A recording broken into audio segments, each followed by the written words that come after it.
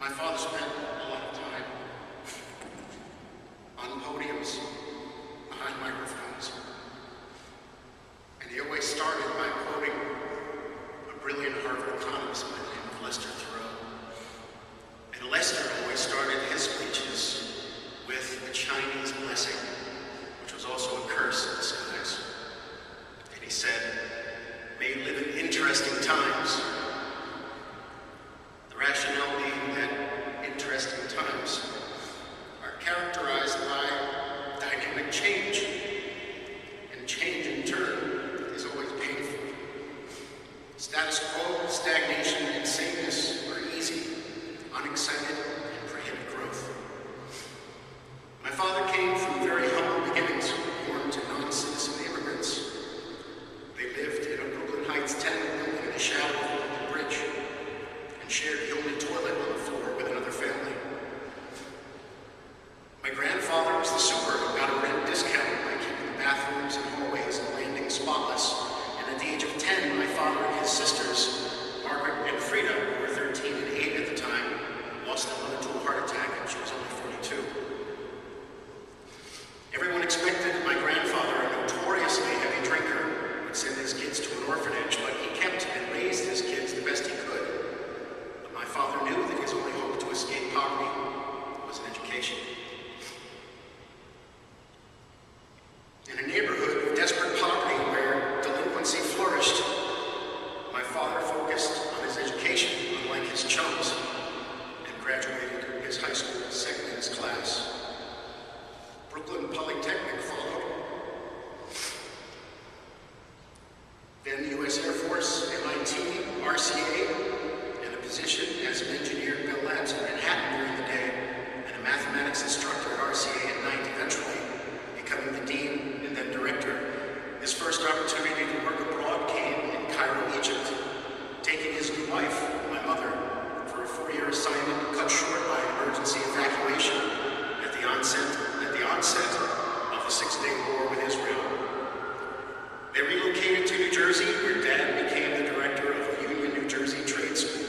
But bigger and better opportunities beckoned in Western Pennsylvania, then Philadelphia, Ohio, Puerto Rico, Peru, and Turkey, until Pittsburgh became the final stop as the director of the Pittsburgh School of Ultrasound Technology.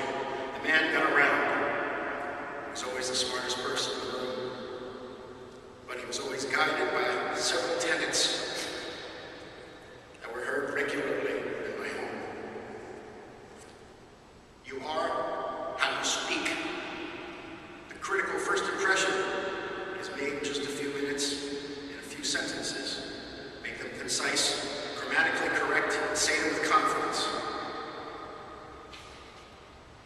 I remember standing in the kitchen on the phone telling my aunt about a Little League game where I got to bat, and I enthusiastically told her that when he pitched the ball, I swang and hit a double, only to hear my father bellow from the other room, "You swung!" I have become him in that aspect. I'm not just a grammar Nazi. I am der Fuhrer. Sleep on it. The worst time to make a difficult decision is during emotional strife, because emotions impede rational thought. Wake with a different outlook. Let the passage of time clear the adrenaline, and make decisions on a level head the next morning with a refreshed perspective. Write him a letter. Don't complain to the rank and file worker. Compose a letter to corporate headquarters to address grievances at the top, to assure that something gets done. I actually used to collect all the correspondence he received on letterhead from the Sheraton, from Allegheny Airlines, and from the Pittsburgh Pirates organization, just to name a few. You gotta pay the piper.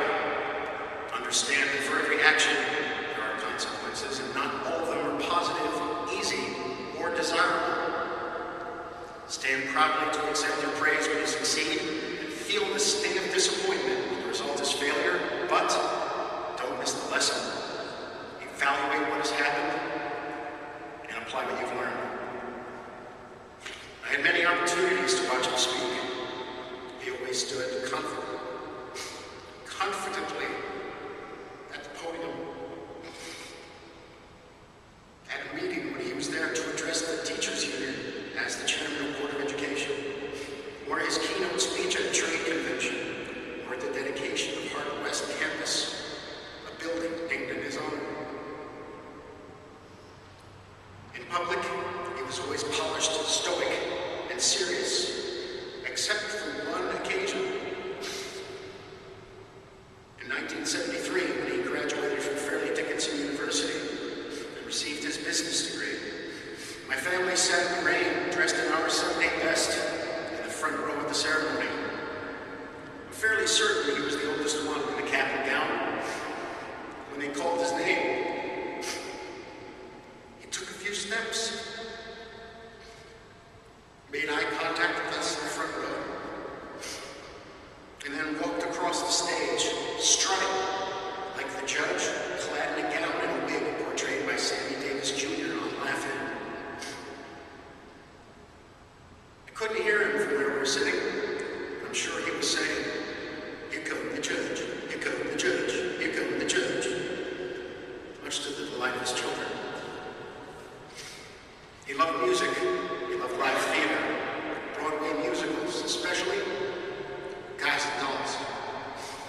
And it was from the character in that play and movie named Nicely that my father always gave his response when somebody asked, "How you doing today, Bill?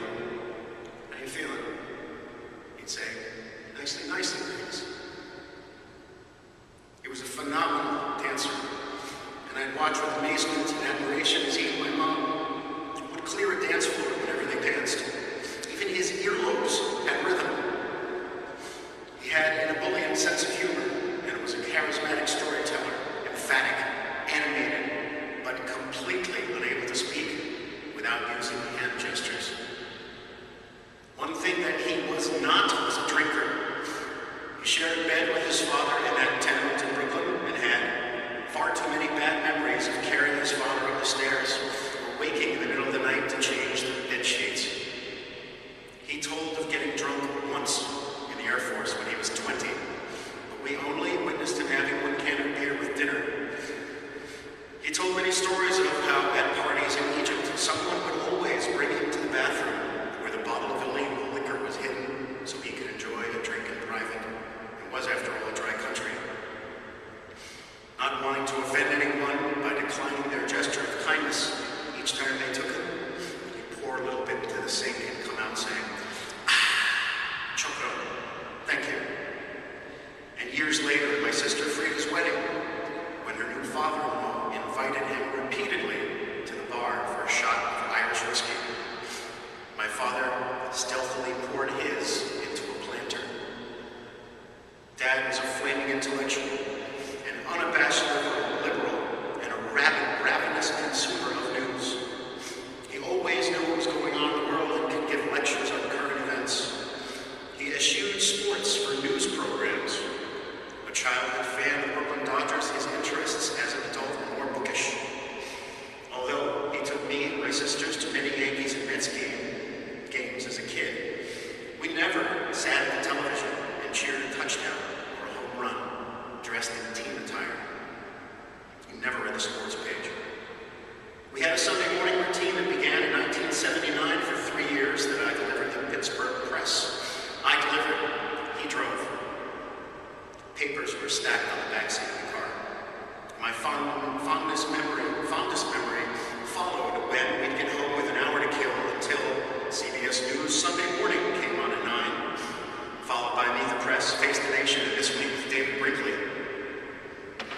Few programming options existed on TV on a Sunday morning in Pittsburgh during the late 70s.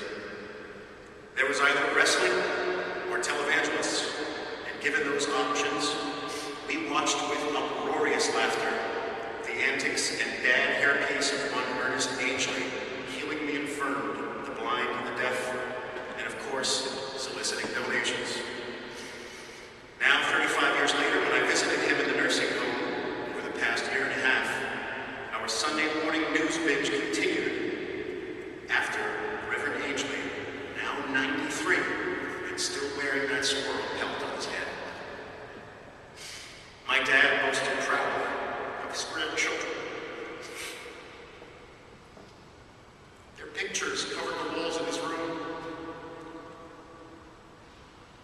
and every nurse and aide at the nursing home